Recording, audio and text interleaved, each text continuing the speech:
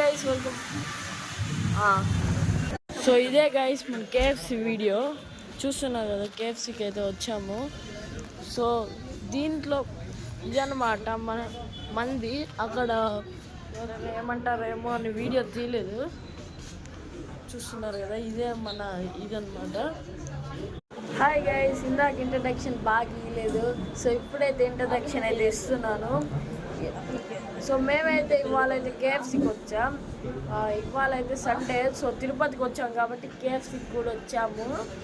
KFC అంటుందండి, చిచి ఇది చిల్లీస్కి వచ్చాము. సో ఇక్కడ వీడియో తీయకూడదేమో నాకు చాలా భయంగా ఉంది. సో రికార్డ్ చేయలేదు అంతగా.